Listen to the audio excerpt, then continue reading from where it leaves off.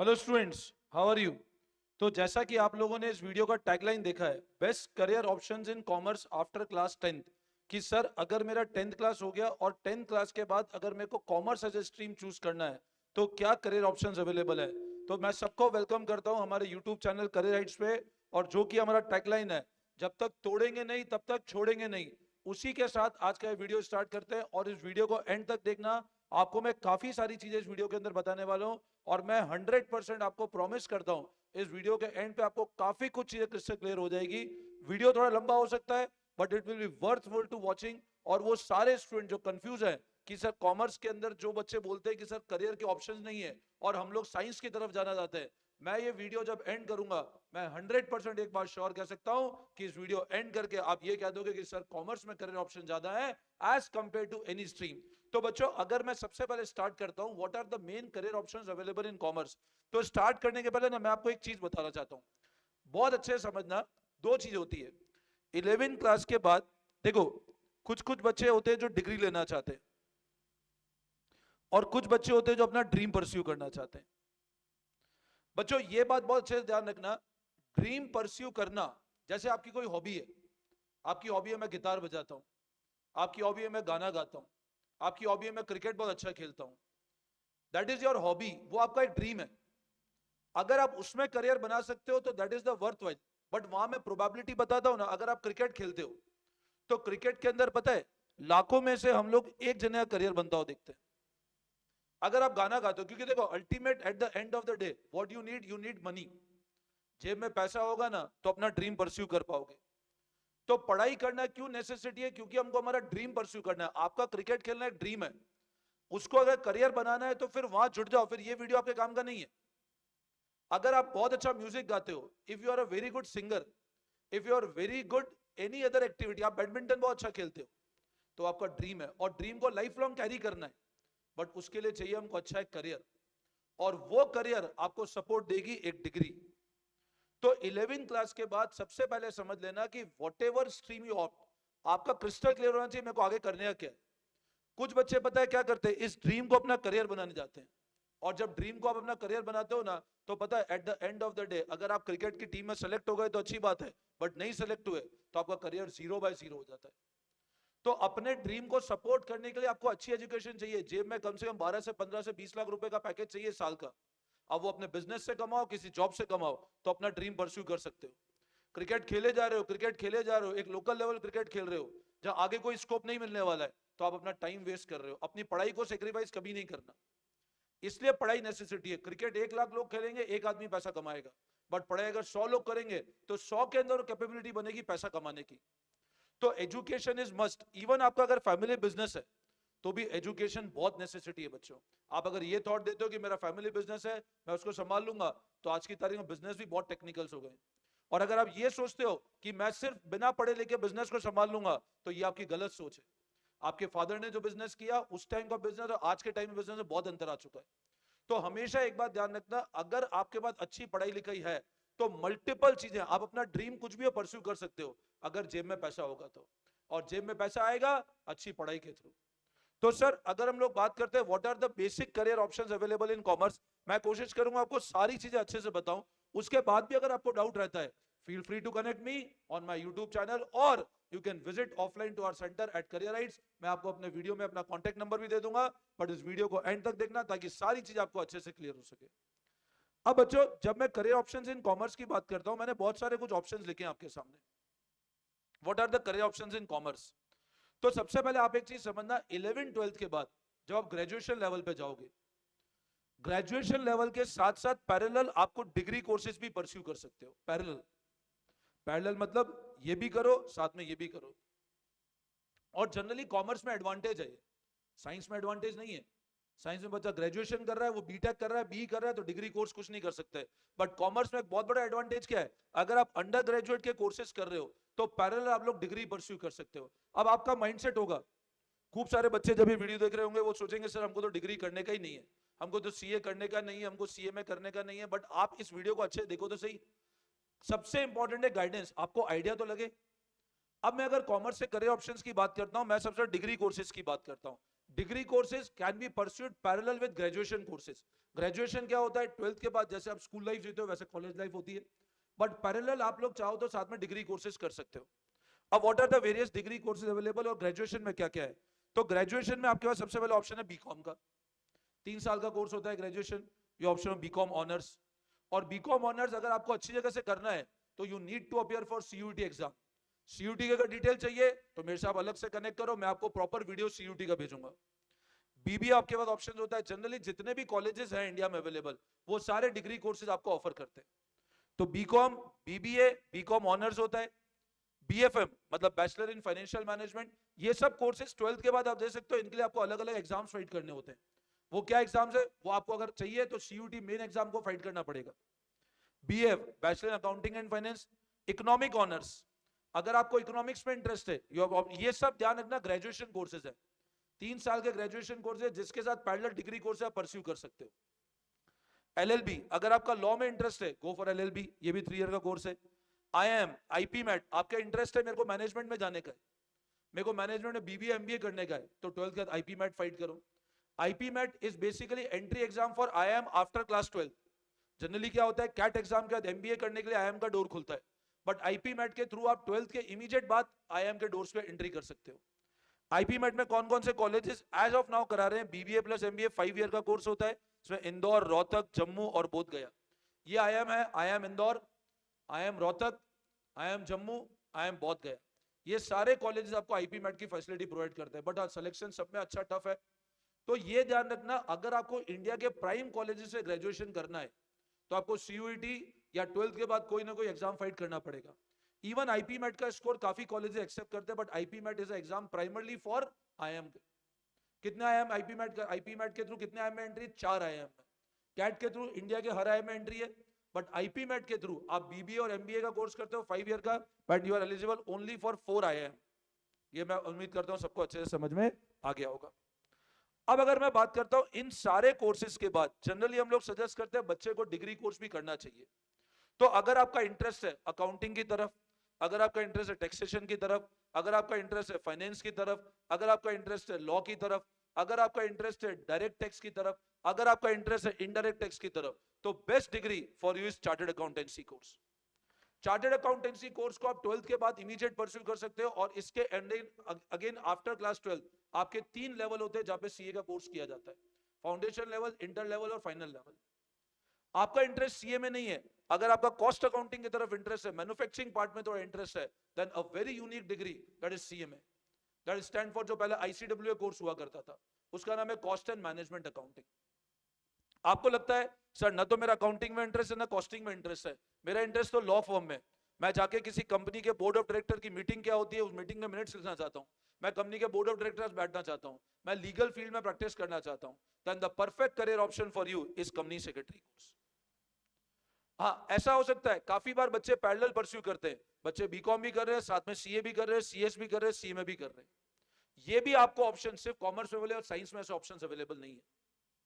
अगर आपका कोई इंटरनेशनल कोर्सेज करने का मन है, आपको इच्छा है कि सर मेरे को लंदन का कोई कोर्स करना है, अमेरिका कोई कोर्स करना है, तो आप चाहो तो लंदन का कोर्स कर सकते हो, दैट इज एसीसीए, जिसको हम कहते हैं global recognized chartered accountant in the world.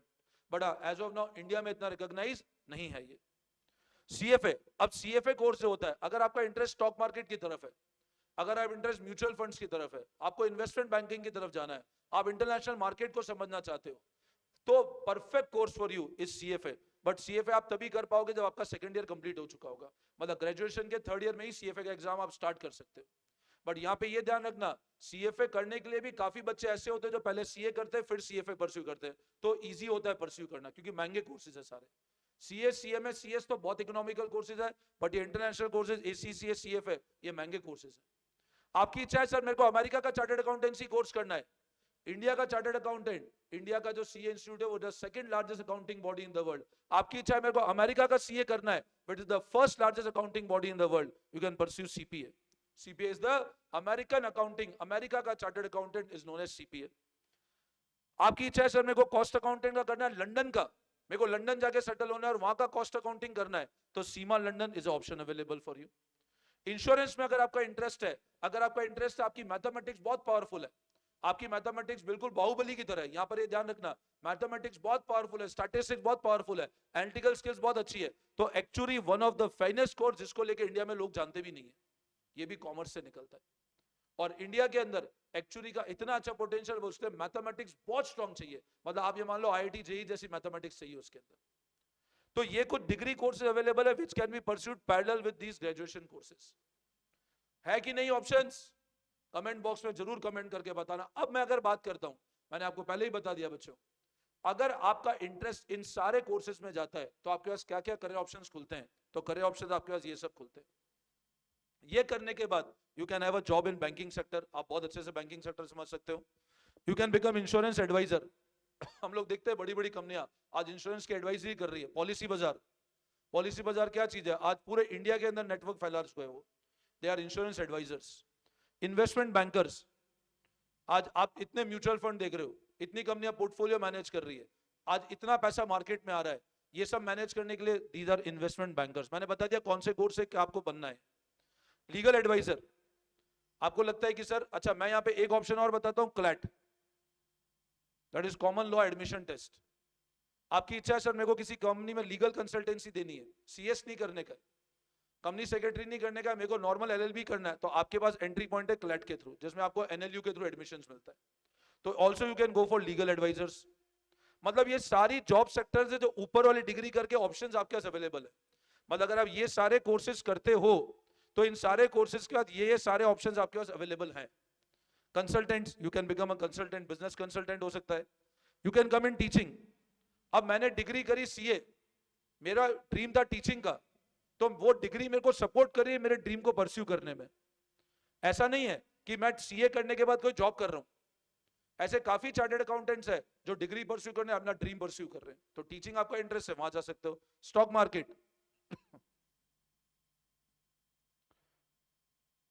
Teaching stock market, अब आपका इंटरेस्ट स्टॉक मार्केट में, इक्विटी मार्केट आपका इंटरेस्ट है कि शेयर की प्राइस कैसे अप डाउन होती है। जी बिजनेस चैनल खोल के देखना, अनिल सिंघवी तुम्हारे को दिखेंगे।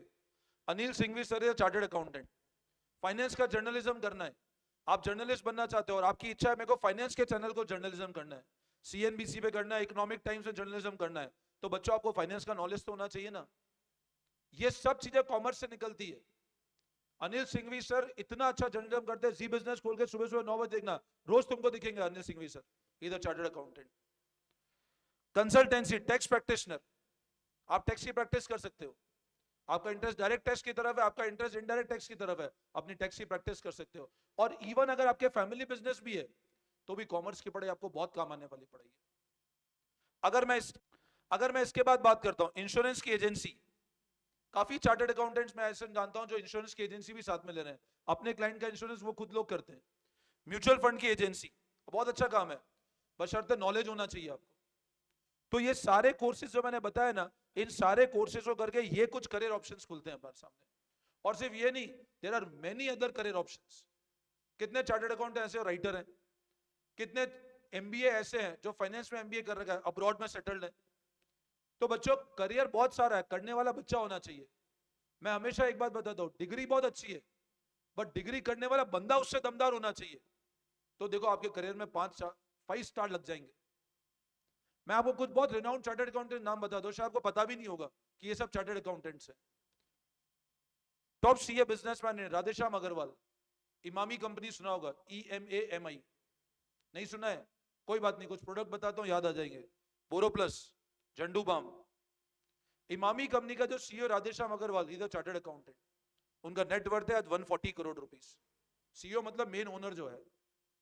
Arun Puri, India today group, आज तक देखा है ना, आज तक टीवी पे, अरुण पुरी सर इसके ओनर है, इधर chartered accountant, having a net worth of 64 crore rupees.